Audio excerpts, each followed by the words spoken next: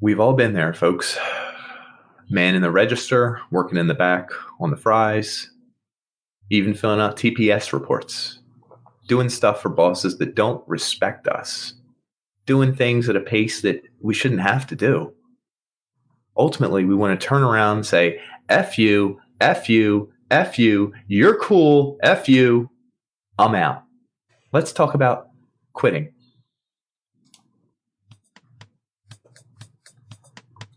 So I'm Dan. And I'm Nick, folks. We're old friends dissecting one topic at a time. People, technology, media, we've got it all covered. Each discussion here is a deep dive into our unique perspective. The taboo, forbidden subjects, they're all on the chopping block, baby. We don't pander to popular opinion. We might even get a little bit dirty.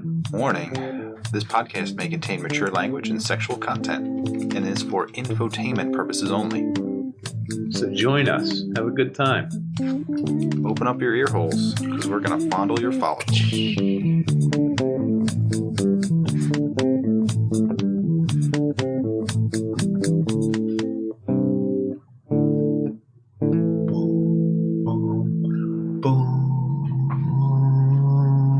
Slow hum back into it. What is that? It's not an octave. It's old dissonance. Old dissonance. It's two notes. It's a harmonic. Is it a harmonic? I don't know. It's two notes that are related somehow. They're in a key, you know? So it could be an octave. Well, they're not an octave. They could be harmonics, though. Could be. They feel like they are. They resonate with me. My favorite. I hope they resonate with everyone listening. Well, we're here to talk about quitting time. Giving up. Getting tired of it. Can't go anymore. I'm done. I've had it up to here. I'm going to smack you all into tiny, tiny pieces. Quote Charlie Kelly. Always wanted to see somebody melt down and quit on the spot. I don't think I ever did, though. Yeah, I missed one by like 5 minutes. Oh, it's the worst. A week ago. Party. Oh, really? A week ago at the new job. In your office? Yeah. So, well, first let's talk about how it happened. Okay, gossip. Gossip's like my favorite thing at work. Lately, I've been getting into a gossip routine where I love to talk about other managers, employees, what this coworker said, what I heard another manager said, what the vendors are saying. Like it's like the buzz. I love it. We have a division called Windows and Doors at my work. I'm not going to name drop, but it's blank Windows and Doors. They have blank countertops, blank windows and doors, blank generators. They have a whole bunch of stuff. Good for them. Well, Windows and Doors is only like 3 people. And they're European descent. They speak broken English, but they sell the nicest doors. It's like the ones where you close them and you can't hear it close. Like there's no, it's like shut. Seamless. Oh my God, it's gorgeous. And it's like all the seams line up perfectly. You can't even see it. Like you can't hear the door click closed. It's really good stuff. Like it's top notch. You hear the people gasp who are watching it for the first time. Oh my gosh. Yeah. The windows close like horizontally, but then can be flipped vertically or put back and open. Like they can be opened in 4 different ways. Some woman comes over and cleans it in half a second. And it's just like you can't even see the glasses there. You're like, oh my God. Anyway, it's not for everyone. It's probably not for anyone. It's very high-end stuff. And we don't really help them. They're kind of behind our store, and no one goes back there. I never see anyone back there. They have their own install teams, everything else. They just work in our building. Well, one of the managers had it out with them, and they were screaming at each other at the top of the steps. And the guy said, F you owe me all this money. F this is bullshit. This is bullshit. I heard a lot of quotes. I can't repeat all of them on here. This is Mickey Mouse. This is bullshit a lot. I will start my own company. I will not be disrespected. You are a regret to pay on all of this, and I am floating the bill. And people getting red, yelling at each other. You don't bring enough customers to us. Anyway, they stormed out, and they didn't say I quit, but they haven't been back. And that's the entire division. It's one guy? Well, it's him and his brought him with him? Friend or girlfriend or wife. and Familial. and a third party who's like way under them. So why would they stay? So like no one's been back to the windows and doors division, and I missed it by like 5 minutes. I was outside or something. I came in, they're like, "You just missed it," and I was like, No one recorded what was it. Come on. Didn't know it was happening, I guess. It's one of those spur of the moment things where you see somebody melt down, you absorb it because that's all you really can do. Unless you realize that your podcast could use that, Nick. I should have. Spunk. But what is quitting? What is getting fired? What is all of these things? Did you get any deets? So I wanted to attack it from like the ideological sense. So us as a country coming over on the Mayflower, bootstraps and all, or a Puritan nation that's like based on a religious belief that you need to keep working until you die because it was like your moral imperative, right? So there's all these Abraham and Noah were working till they were like 400, right? There's all these people that are in like previous generations who stayed in the same job and worked it because it was like fruitful. It eventually paid off, and some of those people are considered successful. But I don't think that exists now because of all the corporations. They change and they get very good at certain things. And as you go along, there's only so few spots. And do you even want to be in those so few spots? Because it's all structured at the nice corporate ladder. Climb it very slowly over a career of decades. That sounds terrible. That sounds awful. Especially considering like you could have stuff happen in your life any year. Like a corporate ladder is a slow. Every 4 years you get a raise of X. At 15 years you're supposed to be at level Z. All while in your life you could get hit by a car, you could break your leg, you could move to another state, you could have a divorce, you could want to change your life, you could get into drugs for a while and get really strung out and then be like, whew, I'm clean. Well, too late. You ruined the corporate ladder. You got to start over. Yeah. And it's like reset. Life keeps going, but the corporate ladder is a very slow, stupid, dumb, awful thing. And you could win it. I mean, if you're pretty predictable and stay true to your job. Yeah, get the carrot. The carrot at the end of the stick. So see what you're saying. I guess my distrust of it becomes from like the very first time I sat down for like a discussion on the raise that I was supposed to get, or I did get. They had this very elaborate chart with all these grids. They had like a mean deviation from like the center, which means that like the average amount of percent that the whole team got was here, and because of your experience and all this stuff, they made it very mathematical. And it was only like a 1% raise, and they went through like a whole shtick. It was a whole hoopla to get you to be like, okay, I understand where that percent comes from. But do you really want that 1%? It's like, it's less than inflation. And if you were to map that out, it's like you'd be banking on getting a promotion, which means you would have to pretty much like get really down in deep in someone's brown hole to get that promotion and work really hard, which flux them nostrils, baby. It works to a certain point, I think, and then it just fizzles. At a certain point, it's going to fizzle because you're going to have someone else that is just anal retentive, like they are OCD about doing work, and they somehow love their work. Browner, nosier than you. Yeah, they put up a facade that works better than you could ever do because you don't put that much into it. Oh. Was that a squirrel? I think there's a squirrel outside my window that's chirping. God bless that squirrel. Those damn squirrels chirp all the time. Well, for the record, people either quit or get fired. There's a lot of terms in between. Let go, laid off, voluntary leave. I quit that other job. Terminated. Forced resignment. Even retirement. Do you know you have to quit to retire? I think it is. I guess you would. It's a choice, right? The quitting is the option that you take. You have an option to quit. I guess you could force them to fire you, which is not your choice. But it might. I mean, what that guy who just left and said, "I don't quit. I just am going to leave," and you suck. You suck. Suck. He's fired, right? So there are benefits to quitting versus getting fired. Well, Are you aware? Yeah. Well, fired. I think. Have you ever been fired from a job? I have never been technically fired from a job. Jobs have just fired. Ended. I quit. That's my favorite line. I never knew what it meant, but as a kid, it was a very big cliche in movies.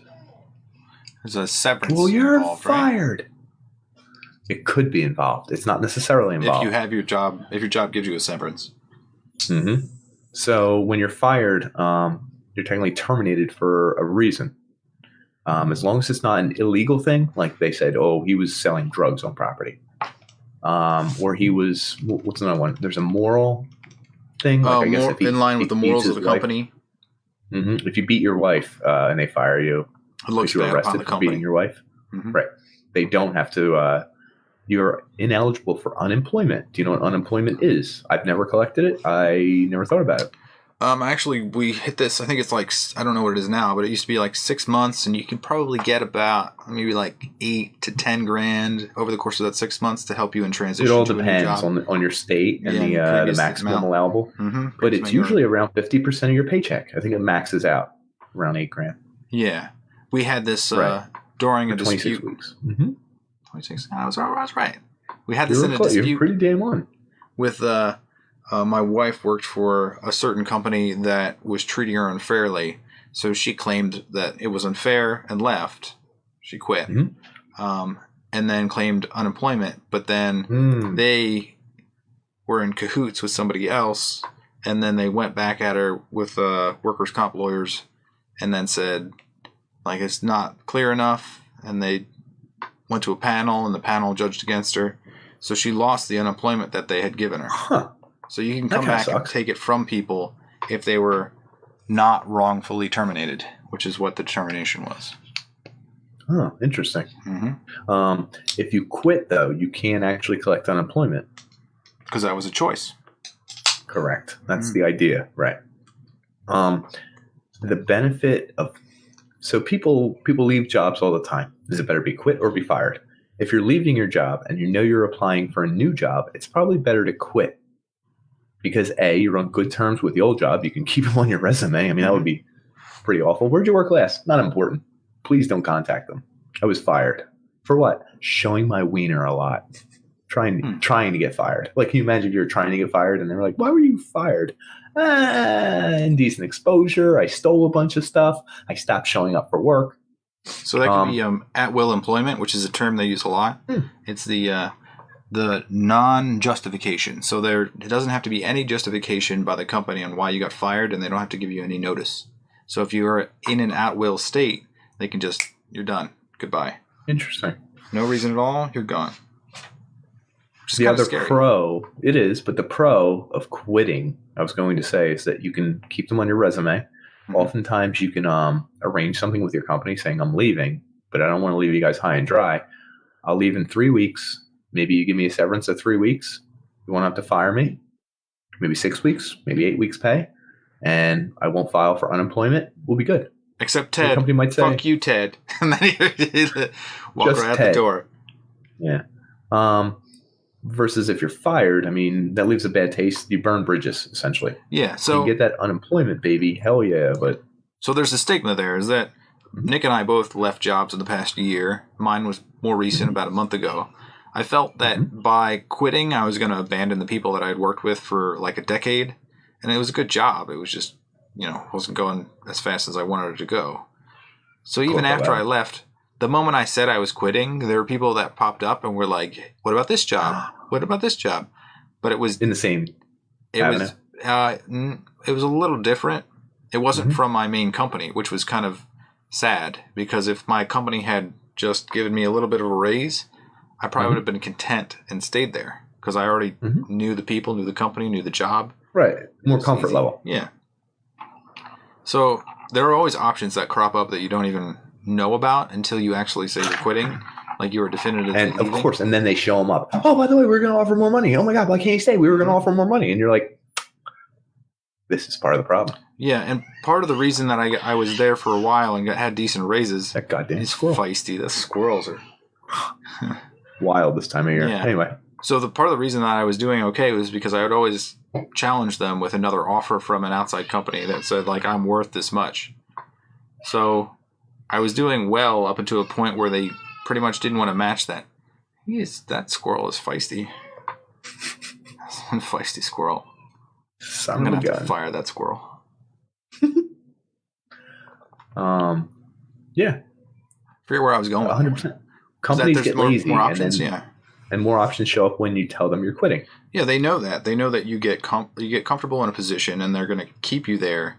And if you do stay and don't take a new job, you're going to be reduced salary-wise over the course of your career.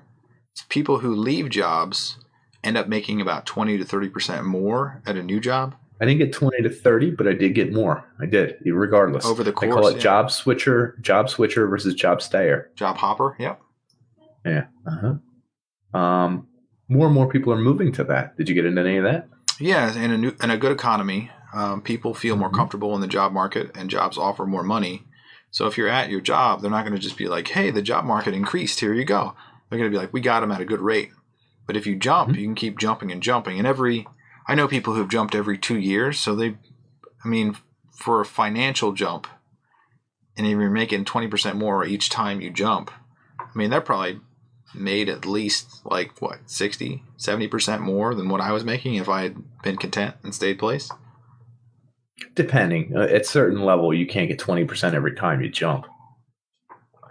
Well, it depends how strategic you are.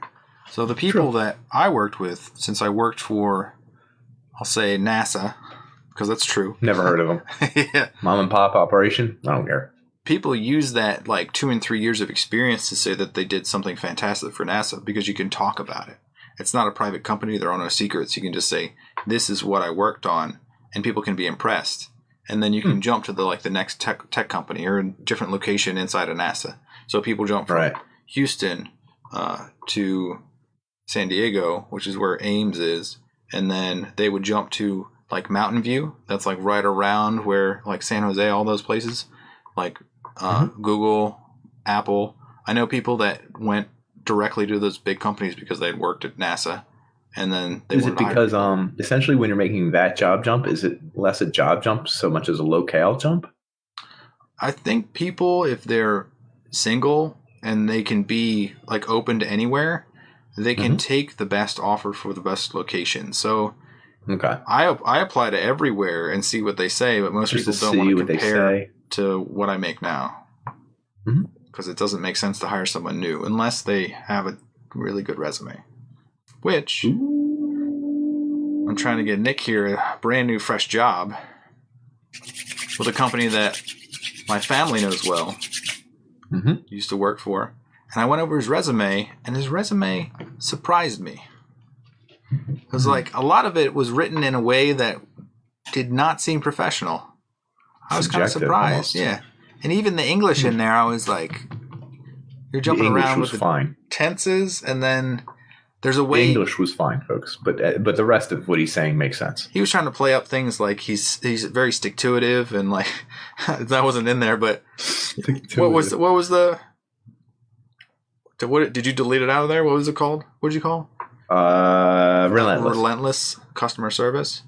Which is, I guess it sounds good when you say it, but when you write it down and read it. The other way around. You see, this is the thing I don't think you understand. You'll always get a higher paying job.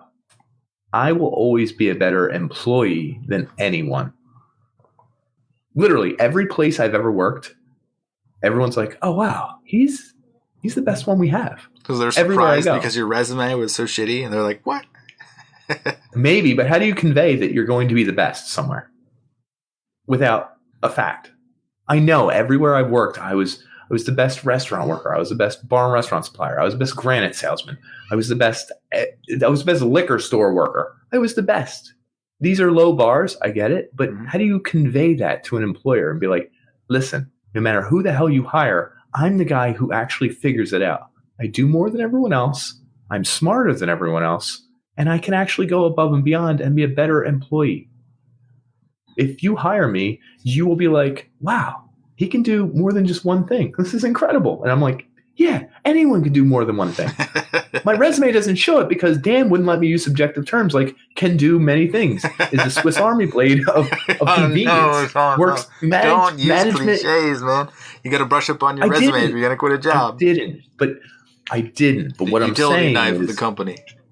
Exactly. I use that term because that's what I am. I'm the only person at this current company that works in the back, in the front. I've sold generators. Like it's bizarre, and I don't know how to explain that to an employee. I don't know how to be like, listen, I'm not a regular jack off. I know what I'm doing. Not a Hire jerk me and off. It's pay just me. all it says. I can't put that in the resume though. I can't put.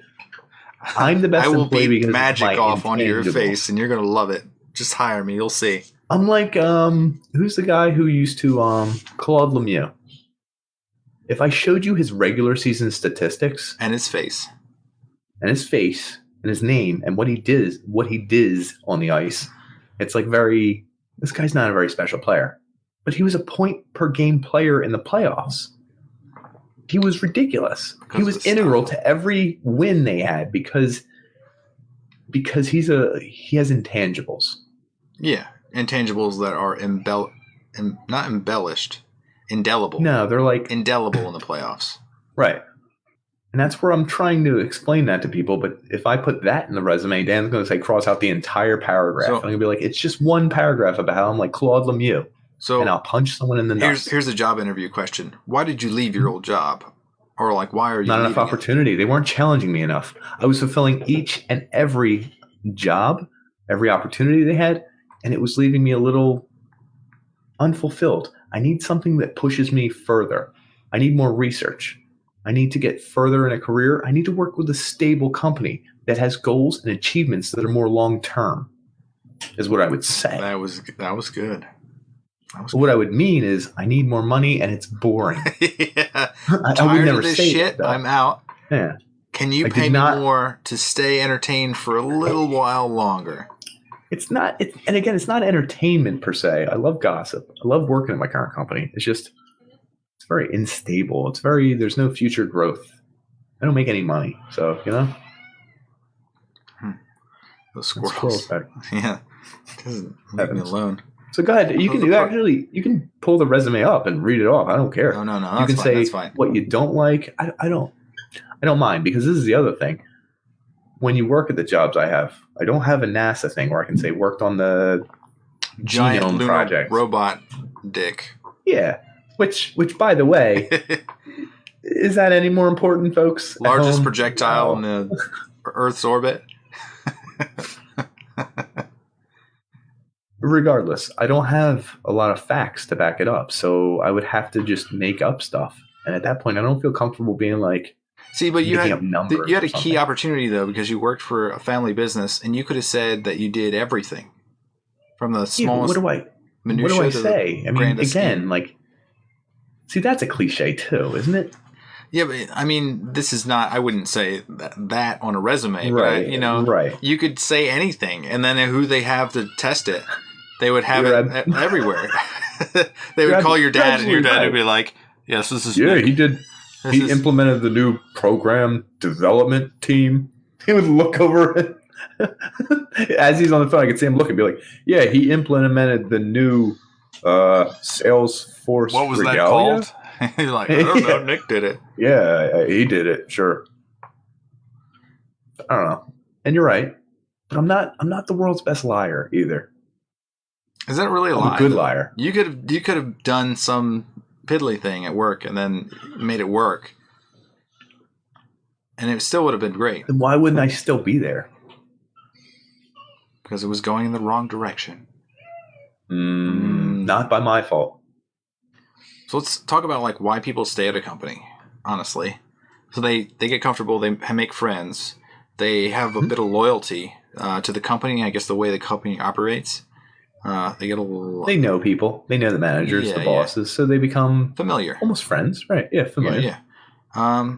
And then there might be perks, so there's like a 401k or health insurance. So I'm going to pause right there. Health insurance, I don't know why that's ever incorporated into a job. It makes it really weird, isn't it? It is weird when you think about it. If you were to get terminated, you would A, lose your health insurance, have to pay more money for it with money that you don't have because you don't have your job anymore. Yes, it's 100%. It's like a double or even triple whammy, because you're just like, you're left out in the cold with nothing. Like you can't drive your car really to go to interviews because it's kind of dangerous. Car accidents, very dangerous. we might cover some of what we're talking about right now in the healthcare episode, insurance episode. Future reference, wink, wink, nudge, nudge. Cobra, more than just a snake. More than just a snake. Absolutely. But no, you're right. I mean, it is weird that it started that way, probably as a perk, and then became a semi-necessity. Yeah, and then now that it's a necessity, it's like you can't have a job that doesn't have that stuff. Yeah, people hold out and retiring because they want their insurance. Did you hear that? Now you work for nicer corporations, but a buddy of mine who does headhunting, he hires people for jobs all over for Microsoft and stuff like that. Mm-hmm. He said that no one does a 401k anymore, and I was like, yeah, they do. And he was like, not really. He's like, in the private sector, none. And I was like, I don't know what you're saying. Who is your friend?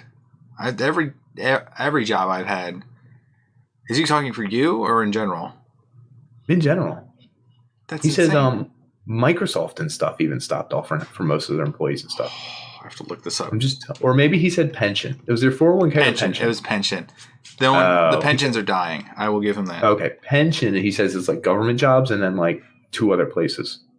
What's the difference between a pension and a 401k? I have no idea. Pension is a set plan that you put money into, and then it gives you a set amount once you retire. So, like, it will give you X amount of dollars. But it's your own money, right? It is your own money, but do they add to it? Do they meet it? They do match it in certain cases, and they invest it in their own. But they will guarantee that they have a certain amount for you when you retire, like per month basis. But that per month basis stays the same in most pension plans, so it reduces over time the amount that you get because of inflation. If everyone followed me on that one. 401k is the amount of money that you get to keep and put in your own investments, mutual funds, whatnot. And some companies meet it, match it, whatever, right? Yeah. Or up to a certain percentage. I think Microsoft will match 3% is what this one says. Maybe 6% depending on... Oh, no. It might have been... I might have been just talking about pensions, not 401k. Yeah. So Microsoft still has a 401k. I'll say that. Not dying. Okay. But the 401k is your money...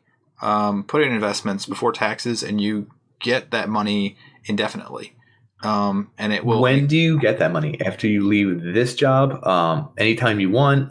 In 10 years? In 40 years? When you retire? Is there a rule? Yeah, you can. And I know once you take it out, it's considered a capital gain or a gain of some sort, so you have to pay taxes on it, right? Is that how it works? If you do it before a certain age, I think it's like 59 and a half, then you pay additional penalties on it. And are you serious? 59 and a half? It might have went up to 63, like when you retire. I think it's 59 and a half, though.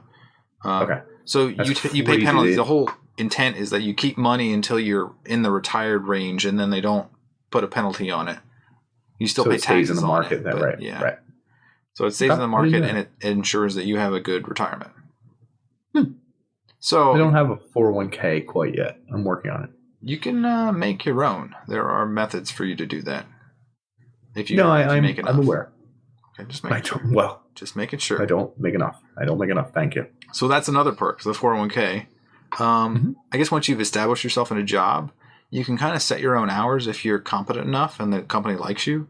So in my previous job, I had those damn squirrels.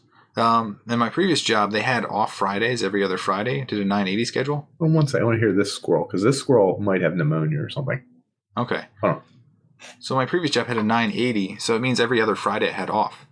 So you just work more time in order to fill up your timesheet, and then once that timesheet hit 80 hours over the course of 2 weeks, you could just leave. You're good. So that was one of the perks that I really miss because it just one of the days is free. The kids are at daycare. The wife was out working. Yeah. I would just play video games and sleep, and it was fantastic. It's awesome. I miss it so much.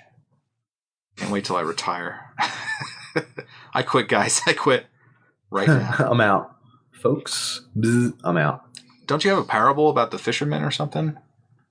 There's like a... You know what I'm talking about? Nope. So he goes out and he fishes a little bit. And he comes back, he sells his fish, and then he sleeps all day.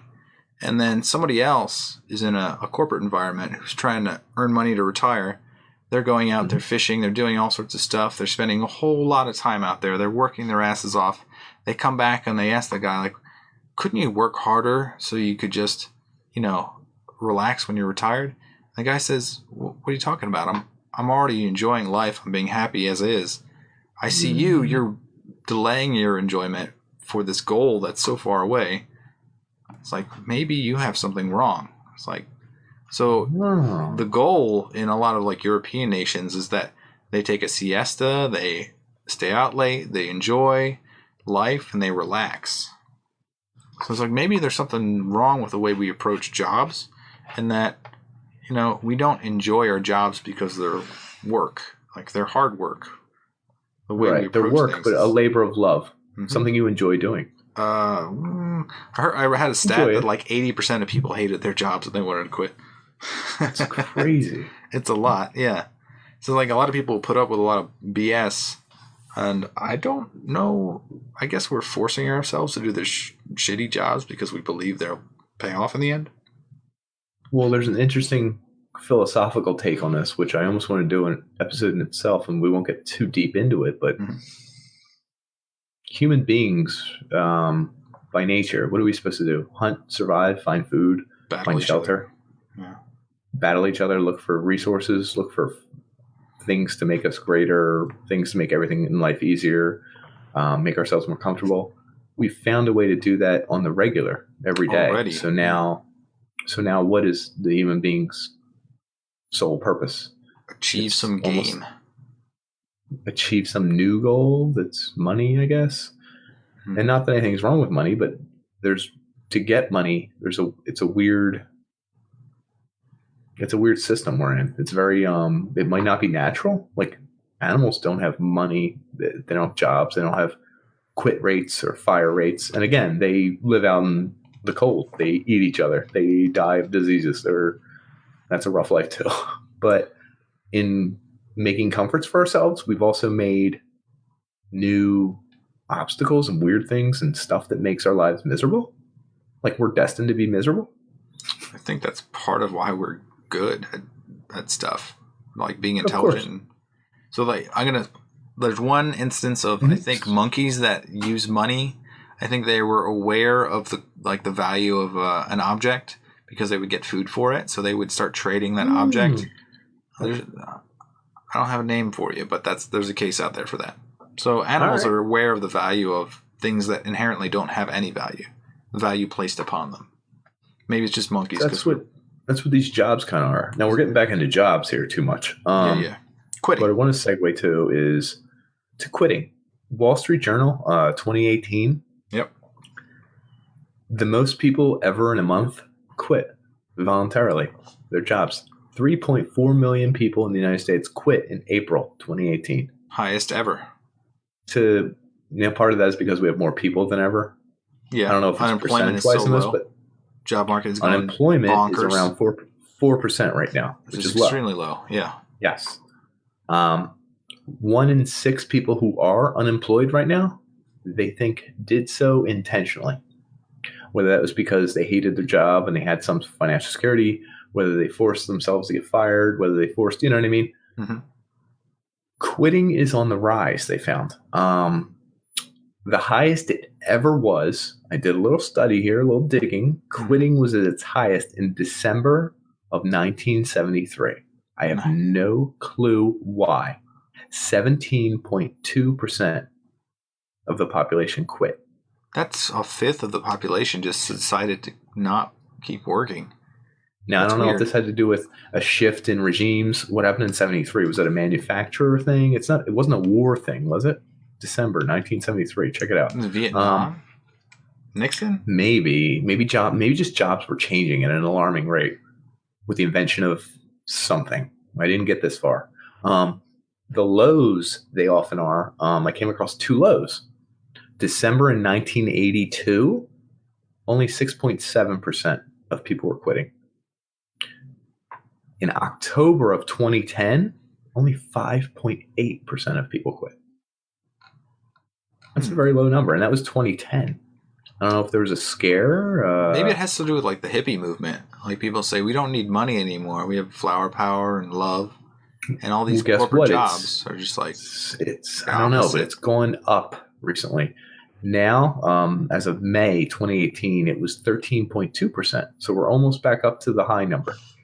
I don't know that we'll get to that one, but yeah. Records. So there's one thing I will say. After having quit a job that I worked at for 10 years, my closest friends already had left for the most part because they were more ambitious. They had sought out what I guess I had achieved earlier, because I think they gave the raise to me and not them. And over a period of time, I realized that I wasn't going to get the next one. And I had hit a ceiling. Right, you already hit your raise quota for a while. Yeah, so they weren't ready to give me any more. And the people remaining, there were some friends there. I considered some of them close friends. But when you leave, what do you consider friends at your jobs? It's so weird. We talk on a weekly, bi-weekly basis. I text you every day, but I don't know what you're like to your friends at your work. I don't think I change all that much. I honestly think I am who I am. I'm not saying that, but like, what do you do? Do you walk up to their area and be like, "Hey, what's going on? Do you hear this joke?" And you fart your armpit or something? Like, do you do armpit farts at them? Like, would you be like, "Hey, how about the game last week? Crazy, right?" So like, I don't know what you do. Some of my best friends, it's like some of them are like whiners because they're complaining about something on the job. Everything. Those people oh my exist. God! Did you see? Oh, did you hear? But some people are really gossipy and knowledgeable. Oh, I love gossips. So those people, I think, they're interesting. They can be your friends, but they could also stab you in the back. But that's okay as long as you're aware of it. I had a good group of friends where, like, the mobile games, like, we'd all play the mobile games together. Some of them because of a Clash of Clans link. So some of those guys, like, they already knew that, like, I enjoyed doing other things that were not job related. Grizzle? Yeah. Oh, my God. That's great. I didn't even think of that. So those guys I think they genuinely cared about, like, what I was trying to do, and they saw that I think my career was going to have a trajectory other than where I was working. And they always pushed me to be like, you got to find something that will pay you more. So those people were my friends, and like I'd eat lunch with them and stuff. But when I left, like I haven't talked to them really. So like there's a weird like worker friendship that there is. You have a camaraderie with those people just because you're in the same misery. But when you leave, like I was expecting those people to come out of the woodwork and be like, let's grab lunch. Really, like you only have like 2 weeks left. Let's do this. But like that only happened like on a very small scale for the amount of people in their defense. In all of their defense, I left on a holiday. No, I mean in their defense, in everyone's defense with that, like as it is, like my life feels like as busy as it can be. True. Like you're at the as peak it is, of I'm like I'm booked with everything. Kid, my schedule. Oh, I gotta fix this. I gotta fight a turn on red tomorrow. Ooh, Officer Leonard, I'm looking at you. Okay, I didn't do it. I hope the cop doesn't show up. Anyway, like I have all these things. I got an insurance claim.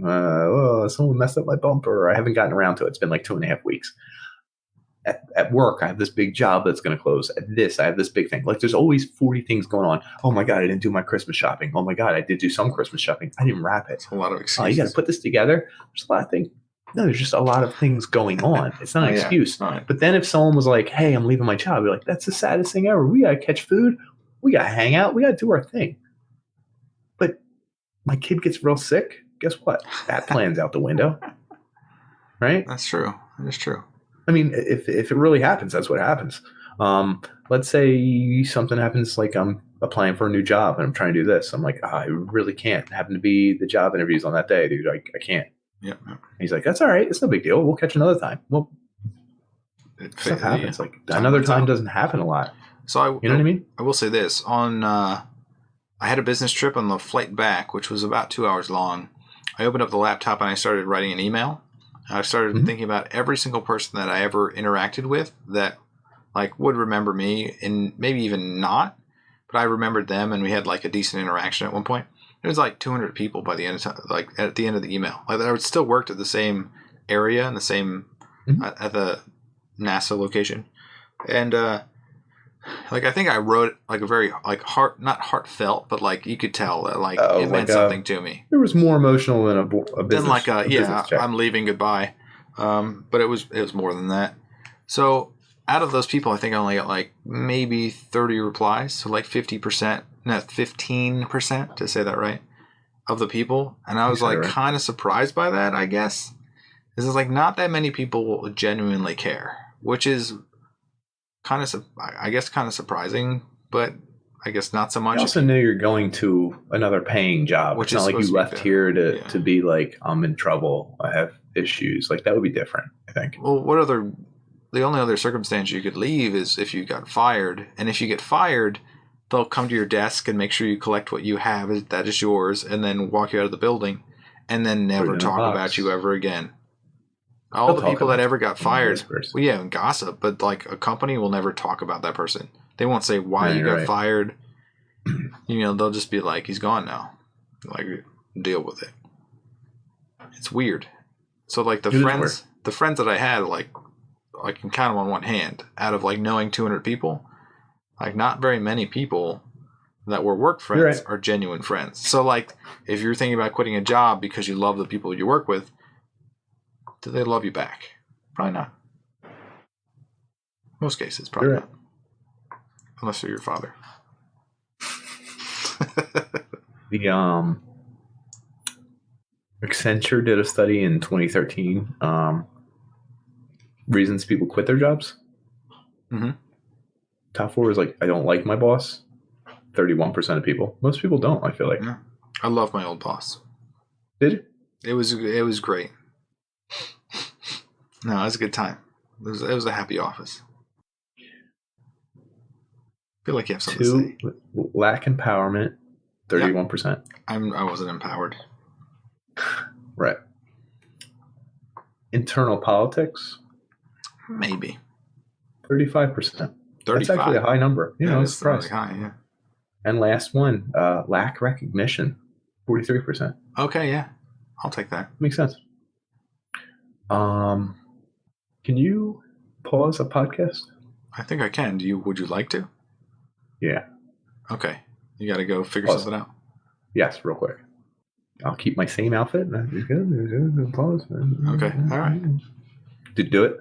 Go drop a deuce. Let me check. My kid. No. My kid's doing some weird shit, and he might have pneumonia or something. So hopefully we're not going to the ER. But let me check. Okay. I heard a lot of screaming, crying. Hold on. Just give me 2 minutes. Go.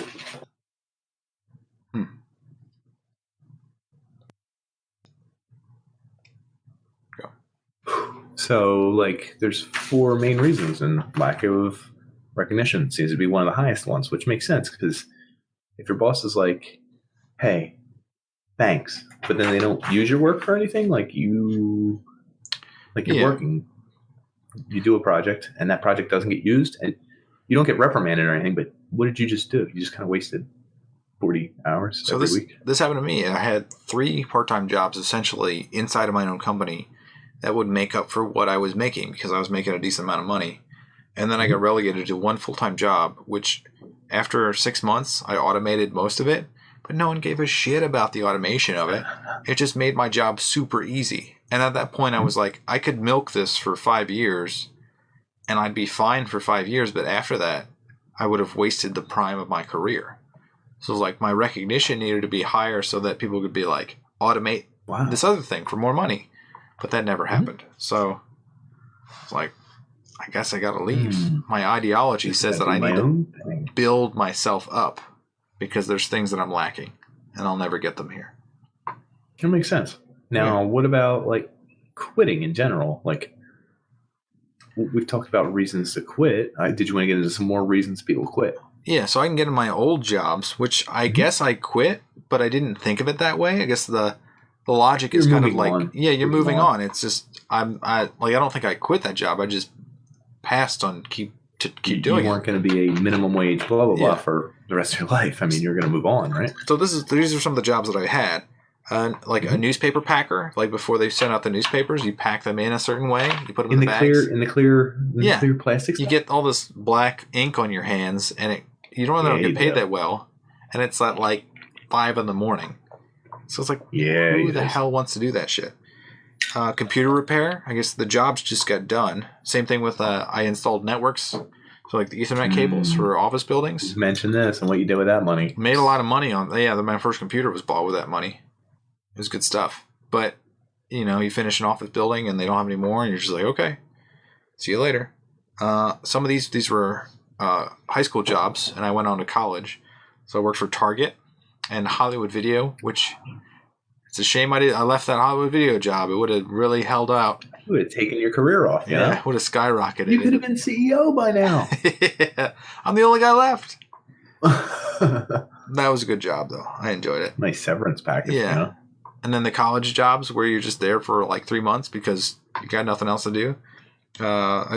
Pizza Pay Hut. some rent, buy some beer. I worked at Pizza Hut. I was a server. Big sexy. Which I don't even think they have restaurants anymore. They just have like carry out, right? That's a good point. Just delivery guys and carry out. Yeah. Yeah. So that'd be a dead end job too.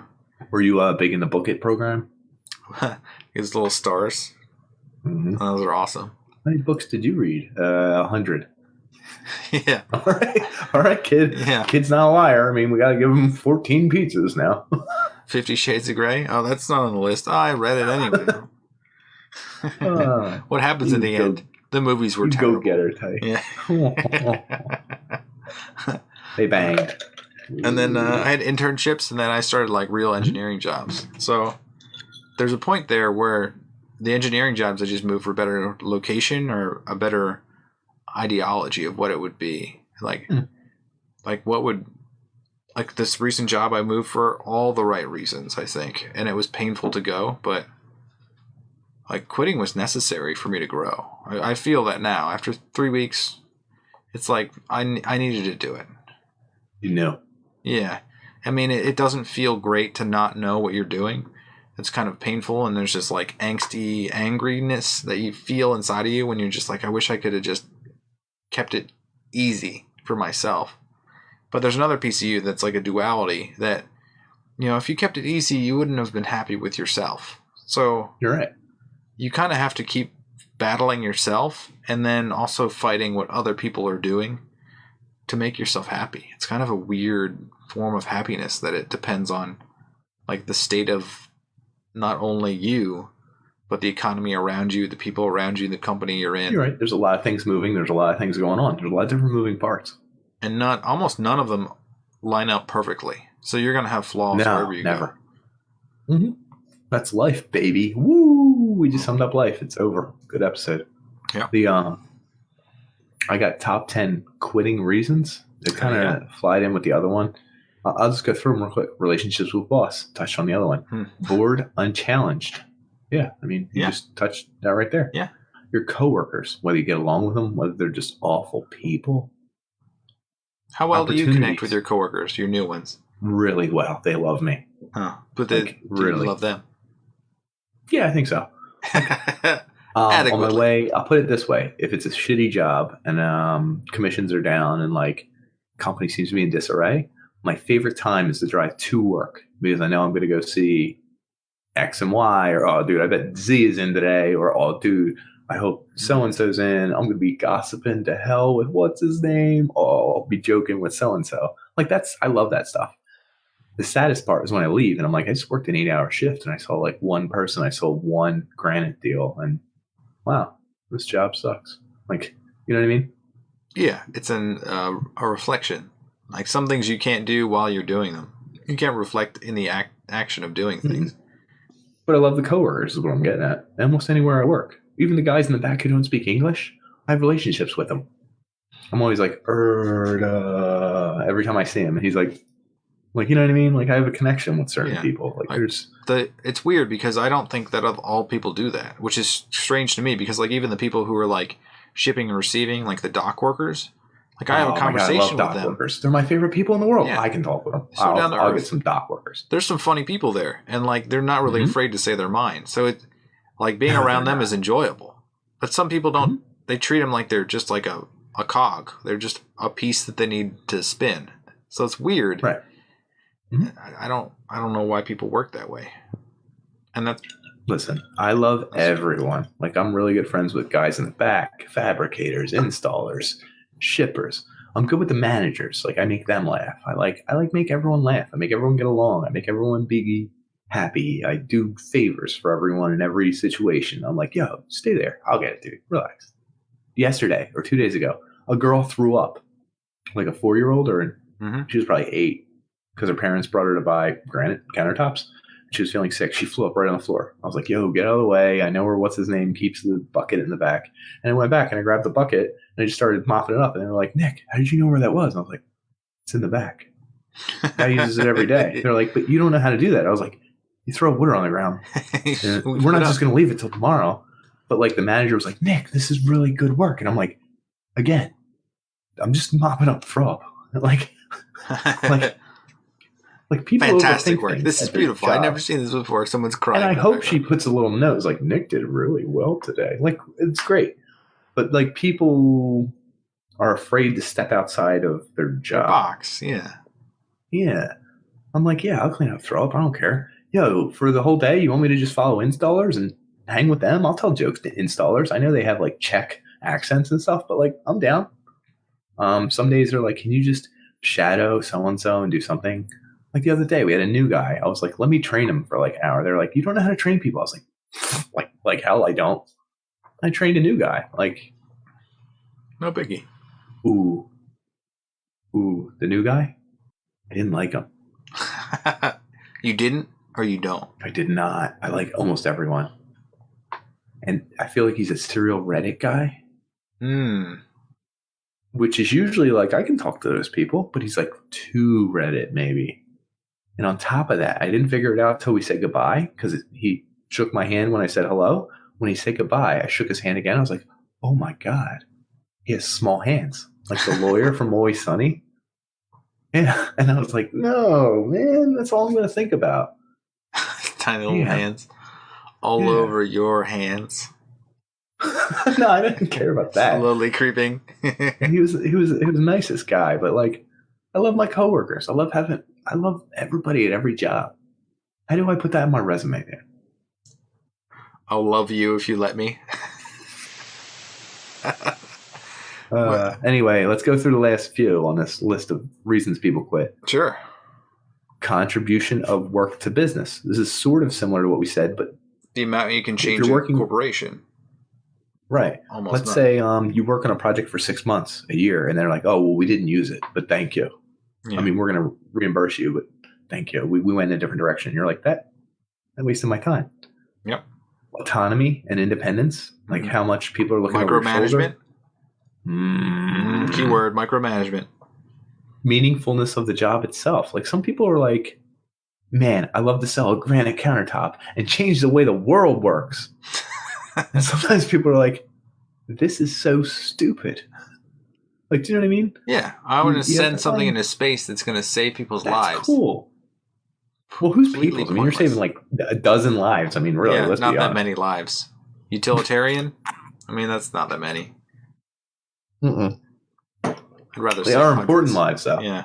They are key. Those are important lives. You're going to wake people's lives. Those are the ones to save. How about this one? Astronauts? Pretty important. No, another reason for quitting, when you know an organization's financial stability. Ooh, like you know it's going downhill. Like, I'm out. They cut the healthcare plan and no raises, no overtime. Now listen to me. You didn't hear this from me, but we're not allowed to sell Dow Tile at my company right now. Just came down the pipeline. Dow Tile's a big company. They said there's a shipping issue. I heard it's because they owe them money. Oh. Don't want to give them any money. Folks, the margins on Dow Tile are pretty low. I love gossip. Last two are like corporate culture, which makes sense. I mean, are you part of a cog that really, it's like you watch Office Space. Like you imagine being part of that office. It's like all hands meetings and like the state of the company meetings. I never went to any of those. I would skip them. Are you allowed to skip them? I would go, but no. Why would you? No, you go to a couple, and then 8 years later, you're just like, what are those? I didn't hear you. Could you repeat? I didn't hear I don't know what you're talking about. I missed it. Last one was management's recognition of your performance, which is different than the company using your contributions. It's management actually looking and being like, wow, yeah, you did your job. Or versus, wow, you did your job really well. Or thank you. We commend you. We're going to give you a raise. We're going to give you more projects. Somewhere on this chart here, you fit into the scheme where there's a bell curve, and you're kind of right here, so that means maybe we'll see you next year. Maybe. So there's another element that we're mostly talking jobs. Like when I was younger, I used to quit a lot of things. So like whenever I would play a sport, like I quit baseball, quit soccer. Whenever there was a summer camp, I quit the summer camp. What position were you in baseball? Well, they moved me around. I was outfield, and they put me at pitcher. And the problem was that I didn't give a shit. And I was pitching, and literally I would throw the ball, get bored, get distracted, and then the catcher would throw the ball back to me, but I wouldn't be paying attention, and it like hit me. And I'd be like, oh, damn it. And like I don't know why I didn't give a shit as a kid. Maybe because I think I was like forced into it and I didn't have any passion. Right, that's probably why. That's probably why. I mean, my parents were trying to impart something onto me. Our generation was the last one who was forced to play Pee Wee baseball, I think. I think the generation after us, like 10 years later, didn't they realized have to play Pee Wee baseball. So that's a weird thing. No, I mean, like, I'm serious about Pee Wee baseball. I think we were our age group was the last ones that were all forced. Everyone in the world was playing Pee Wee baseball. Yeah. I think 10 years later, that number probably dropped by like 30%, 40%. I don't know. So that's a weird thing. Because there were other sports too. Like they got kids in soccer, whatever, for whatever reasons. But right. No, they weren't in the esports 10 years later, but they are now. Let's not get into that. But there's a weird thing where you're trying to teach your child that like there's camaraderie, there's fun. Mm-hmm. Like the one sport I did pick up was ice hockey, which is kind of like surprising in a way, but not really. So my dad played ice hockey, but they tried to get me into that earlier and I didn't want to play. So there's an element that like I still play ice hockey. There's pieces of it that are just inherently fun. They're just enjoyable to do. You don't get that from baseball. And I guess they were trying to see what I would work for me. But to me, I felt like I was letting them down. To them, that was probably just like, try this out.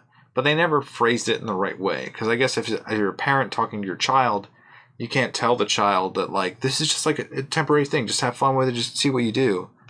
The child takes it very seriously to try to figure it out. And I think that's what I did until I was like, fuck it, shit, I'm tired of this crap. And then... But I mean, think of this. I mean, I have to assume a parent knows their kid more than the kid knows the kid, right? The kid doesn't know what the hell's going on, yeah.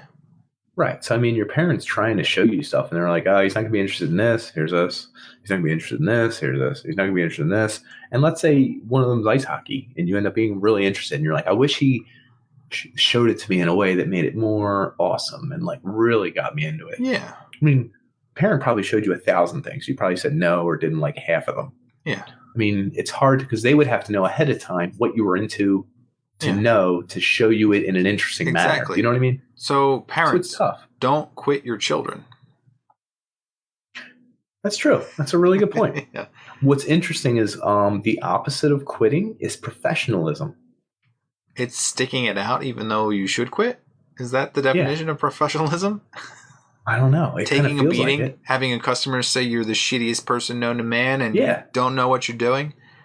I mean, that's professionalism. Yeah. Professionalism is wearing a suit, wearing a tie when you really don't need to. It's filling out a whole bunch of extra forms when they really don't mean anything. It's like doing extra work and hanging in the office and doing extra stuff, even wearing extra stuff. It's extra stuff to make you feel like you're not doing it because you like it, obviously. You're doing it because it's a duty. So how many people can actually quit their whatevers and find something they're passionate about and be passionate about it? Do you think I imagine it's a low number in this culture. Probably because is. What would you put it at? Like maybe less than 20%? Probably like 50%? I was going with 10 to 20. I was going with 10 to 20. I think so. You said that, so. Although I think that number's on the rise. I'll tell you why. The internet changed everything forever. My dad's generation, maybe before him, you touched on this earlier, my dad got a job at 16 moving stuff out for a piano company. Mm-hmm. And the people who were there said, hey, can you help move stuff in? We're starting a bar and restaurant supply. And he stayed and helped them move stuff in, and they hired him. Isn't that weird? And he's been there to this day. How many years is that? He was born in 60. He started at 16. So he started in like 76, 78, somewhere between the two. And he's been there till this year. 40 years at one job, dude. So imagine my Never, father was the same way, like never 30 had another something job. years. Yeah, but my dad's never had a resume. He's never made one. How crazy Isn't that weird? That's genetic. That's why your resume sucks.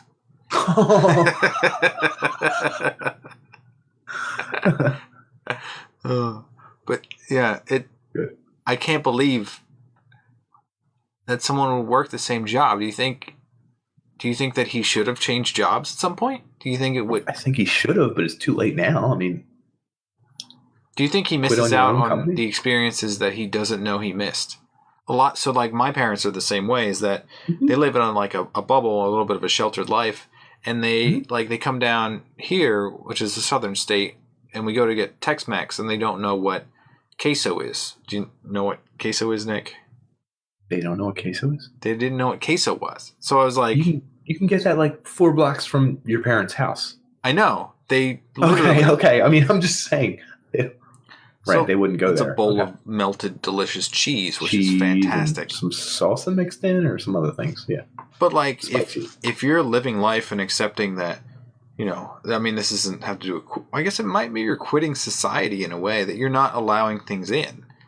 So if you're not allowing things in, you're missing out on the opportunities of enjoyment that you just don't know because you're so sheltered that you don't know that you could be having a better life, which is exactly what happens when people stay at a job and they don't quit it for something better. They don't take a chance. They don't experience it. And if you quit on the right terms, you can come back to the old job. You grew. You're right. Well, my dad's not getting an offer from himself for more money. Yeah. But I see what you're saying. And my rule of thumb, anytime I talk about these things, is that the blade probably has sharpness on both sides. When I say that, I mean someone who changes jobs every 2 to 4 years will never know what my dad has with, like, he's worked at the same job for 40 years. I mean, in one hand, that sucks. He doesn't understand other employees. He's never worked for another boss. I mean, he worked for Mike and Joe, but doesn't have to. Maybe he doesn't have to. But on the other hand, like, we had a wall on our old thing of all the like, our customers are our customers for dozens of years. Like, I know these people come in once a week. When they die, we print out their obituaries and we put them on the wall. Like, I have a wall of people who've died. Wow. Like, it sounds morbid, but it's also, those are our friends, to the point where I talk with other customers about them. Like,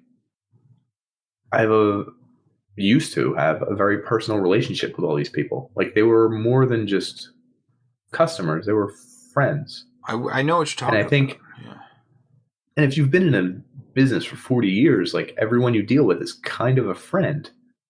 Even our sales reps, like, we had a sales rep who was sick one week and he was coughing and everything. And he was like, "Hey, can you call your order in and print it?" And we're like, "Yeah, no problem. Bart, Bart Freeman." So we deal with him. The funny thing about him is, "Bart, I'm not ready for the order. Can you call in like 10 minutes? Yeah, it's no problem. He hang up. He'd call in 9 minutes and 59 seconds. He would set a timer and just call us. Like, Jesus Christ. So one day my dad was like, "Can you call in like 38 minutes? He called in 38 minutes. Like, this is Bart. And anyway, all he had to do is take our order. He probably gets a percentage. Like, whatever. We deal with him for years. So he's coughing. He sounds like he's like, yeah, I'm feeling real sick lately. Blah, blah, blah. So the next week he had to email us. He's like, "I'm real sick, blah, blah, blah. Can you send your order in via email?" No problem. A week later, we called and we were trying to call Bart and he wouldn't answer his phone. We found out he passed away of cancer.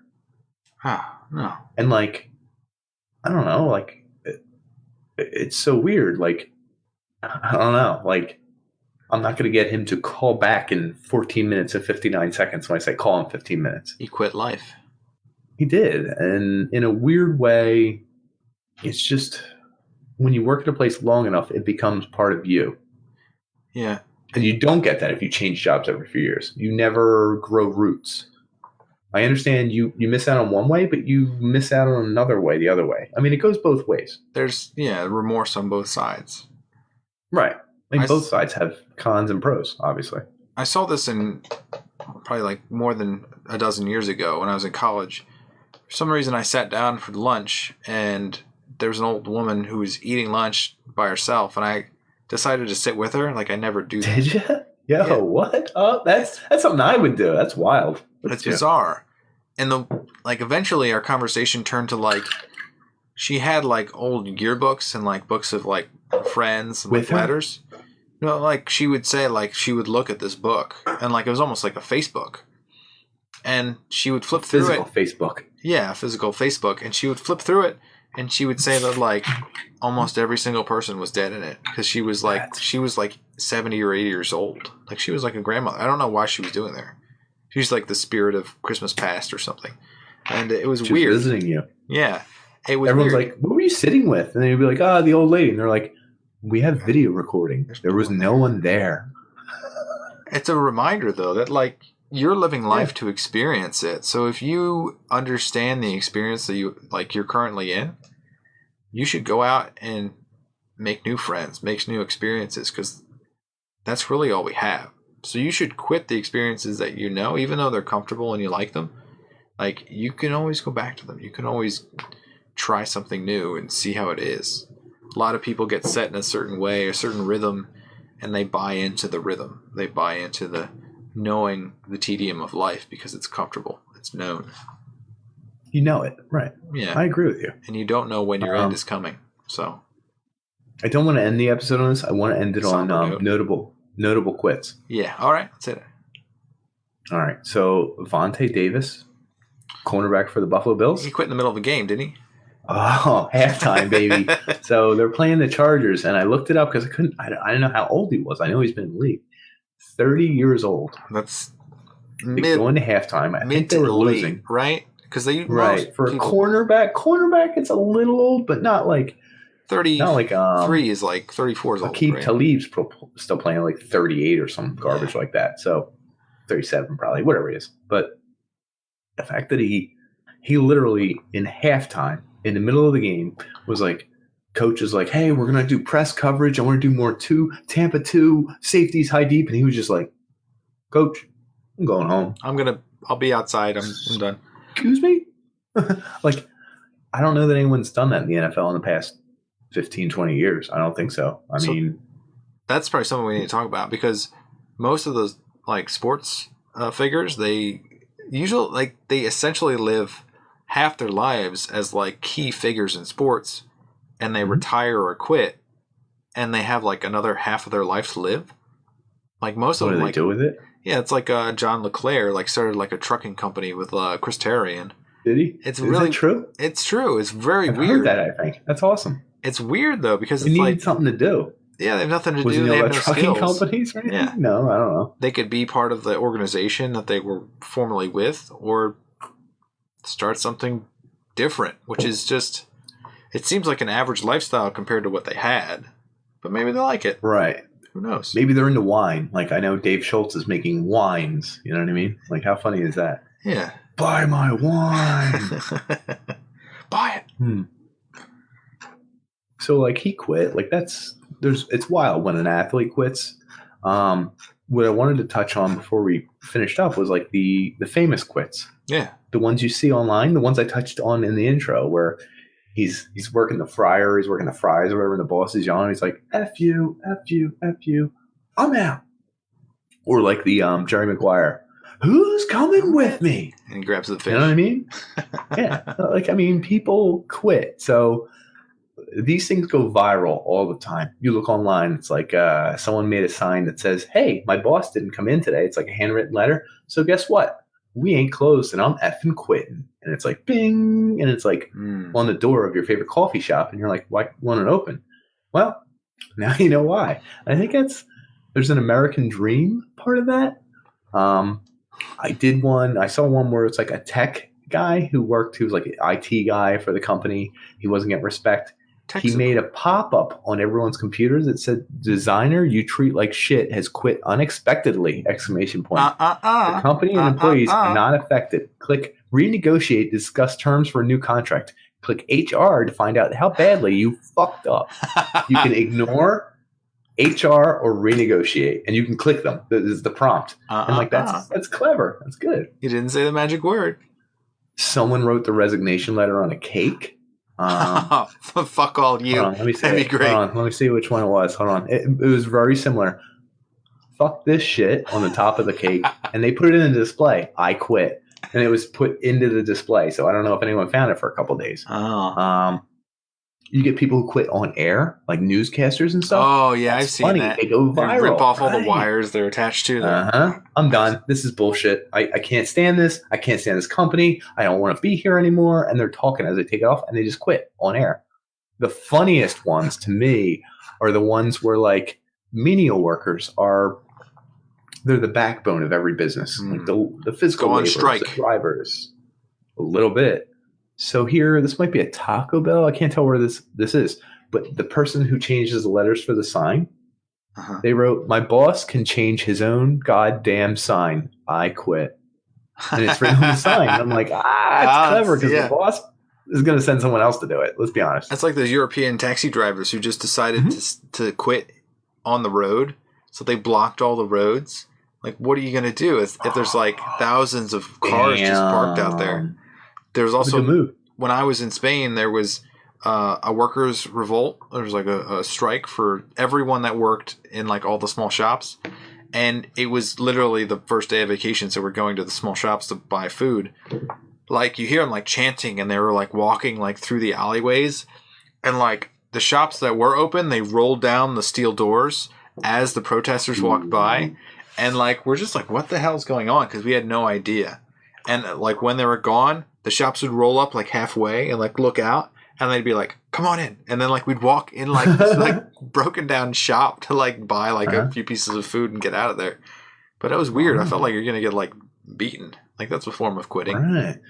There's definitely some interesting things. How about like you hear stories all the time where someone so and so was working a full shift. They were being real disrespectful to their waiter or the waitress or someone or the bartender. And they were being a real pain in the ass. And it's a Saturday night. You're not working hard enough. And it's like 8 p.m. And he's like, guess what? Fucking walking out. And guys walk out. And then what happens? I guess the manager has to jump in and start serving beers and all that crap. I don't know. What was I going to show you? The other one. Got one more? I had a few more, but whatever. Like, it's just people quit at the most inopportune time for the boss. At the peak. At the peak of you got to do it. You have to. It's because showing off. It's the flame. A little bit, flames, you know? That's so like my company, my old one, was set up so that the atrium was available to all the floors above it. So you could look down onto this central space. I wanted desperately for someone to just freak out and just melt down in the middle of that space and have people like on tiers. Like there's a mezzanine that's looking down on them as they're just like cursing people out and like throwing things and like tossing chairs. Julie, you're a bitch. Emails don't make any sense. Hey, Frank, you don't even do anything. Like, you know what I mean? People be going wild. It would have been great. It's kind of the American dream to quit like that, isn't it? A little bit. I think the American dream is to not care anymore, which is weird because I think it was something else before. Well, it's not to not care. It's to re-stick it to your job that doesn't care about you. Yeah, which is the like your job doesn't care about you. You're a number. They cut your hours. You were sick. You're supposed to have a sick day. They didn't. You're supposed to get your commission. You didn't. And you're like, just F this place. I want to stick it back to them. It's like sticking it back to corporate America. Because corporate America is like taking over. It's like everything's corporate. Everything's a big business. Everything's a big company. Yeah. And they got you by the balls. You said it earlier where you have to climb this ladder very slowly. We have a plan for you. When someone steps out and screws the company and grabs them by the balls and says, "Ching," like, we respect that. That's a human condition. Yeah. We love saying F you to corporate. That's what we've always done. It's what we always will do. It's the most robotic and, I guess, inhumane thing out there, really. Like, it's not, it's an entity. It's a human old... It has a voting right as like a human being, has the power of a human being, but is not. It just exists because it does. That's a weird thing. Yeah. It's also gross. It's very anti-human. It's very anti-pay people. Like, I mean, it's made for one reason only, the corporate identity. It's to pay people as little as you can. get as much production as you can, and beat out the competition. Yep. There's nothing about it that's like, hey, let's just make all our employees happy. Let's do a good job. Hey, folks. Our corporate mission is to make people happy. Woo! And have some fun, folks. Jazz hands. Woo. Then do a little recap. Let's recap that bad boy up. So we talked about the corporate ladder. We talked about salary. We talked about perks, 401k, time off, raises, healthcare. Talk about work friends. Unemployment. May not be work friends. We talked about voluntary leave. We talked about sometimes how we frame a severance. We talked about terminated, forced resignation, 50% the normal paycheck. We talked about everything that you can imagine. We talked about your resume, talking about giving up what feels like failure or being weak, job hopping, your future, getting a little comfort and stability, getting some changes, getting some growth, a little knowledge. Talk about the big three, folks. Healthcare, construction, manufacturing, jobs that will always be in demand. We've definitely discussed them. Yep. It's all about money, location, adaptability, family, comfort, and love, baby. Get those advantages. Get those raises. Gain some personal strength and be confident in yourself. Become financially independent. That's what I'm saying. And rock the world. Give them the F's. Damn. The fingers. Damn, son. How do you give the finger, by the way? Do you thumb out, thumb in? What do you do? Is this that really how you give it? No, that's okay. I mean, it's not that great. I do thumb out a lot because it like feels more Italian. I don't know if that's a thing. You do like a rocket. Wait, you got a pinky out? You giving like an I love you in sign language here? So fuck off. I know. Oh, I know it is.